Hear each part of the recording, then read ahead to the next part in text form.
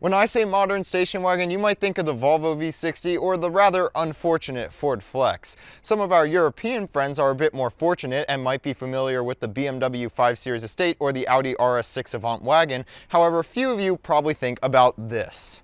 Yes, this is the 2019 Buick Regal TourX. We have this one in the Essence trim, and it comes out to just over $40,000. Buick claims it's ready for adventure. Is that true? Well, let's find out. But before we begin, a real big shout out to Coons Chevy of Clarksville. They helped us get this car, especially Eric. Eric's an awesome guy. We'll leave his email in the description. If you're in the Maryland area looking for a new Buick, Chevy, or GMC, make sure to email him and look at Coons Chevy Clarksville. Also check out our new Facebook page and our Instagram page for updates when we post. All right, now back to the video.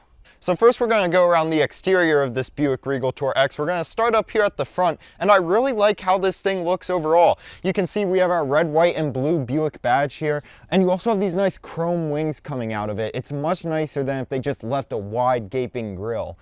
Looking at the headlights, it's these really cool two parallel lines sort of running next to each other, and they form sort of two L's. They look quite nice, and there's also two other chrome L's, so to say, within the headlights, and it all creates a really nice look, and it doesn't look cheap. It looks like a classy station wagon. So we're here at the side of the Buick Regal TourX, and I think this is actually the best angle on this entire vehicle. It looks really good. It is so long and low, and that's really accentuated by the body lines on the side of this car. I'm not sure if they're going to show up on camera, but you have this deep body line cutting into the doors that adds some really nice depth to the side of the car. Moving up, you have a nice body line that sort of intersects your door handles. It looks quite nice. It's better than just a boring flat sort of normal curve that we're used to seeing. Speaking of your door handles, you have nice chrome lock buttons. It's much nicer than the cheap black plastic that some car companies use. But then moving up is probably my favorite feature of the exterior of this car. You have a long chrome line that runs all the way down the top, and it will show you in the back. It continues all the way into the taillights. It's a really great look, and it's really an incredible interpretation of the modern station wagon.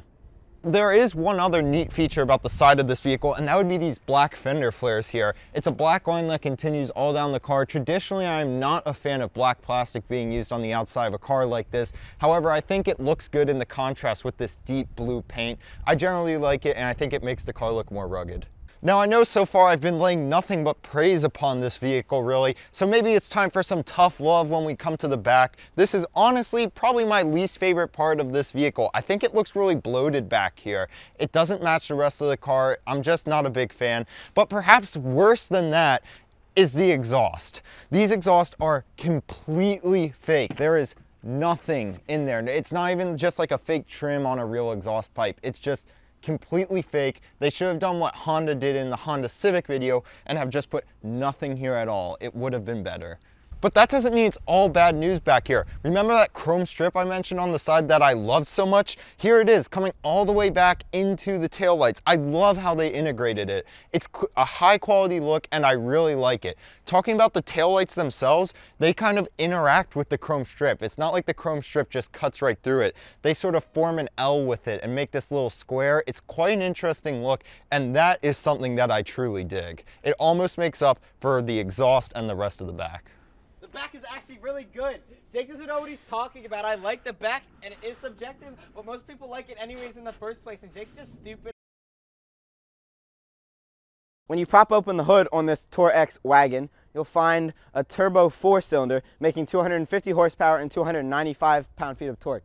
This engine option is the one that's standard on all of these wagons, and it's the only one you can get.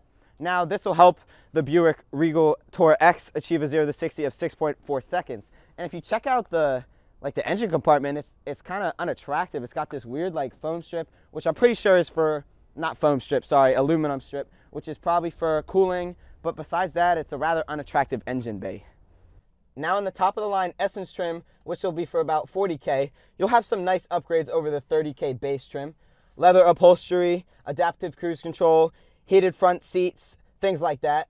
You do have a nice wood trim that has like a weird threading in the middle. We'll show you a close-up of that. You have some LED lighting. You do have some hard touch, but on the sides here of the armrest, it is nice soft touch. Automatic up-down, front windows, everything else is nice, and you have an 8-inch touch screen. Now you do have an 8-inch infotainment screen on this Essence trim. You'll only have a 7-inch screen on the Preferred trim, but you will have Android Auto and Apple CarPlay in both. So very good. Normally in a lot of cars these days you'll only see Apple CarPlay, but some shout out to your green text fellows.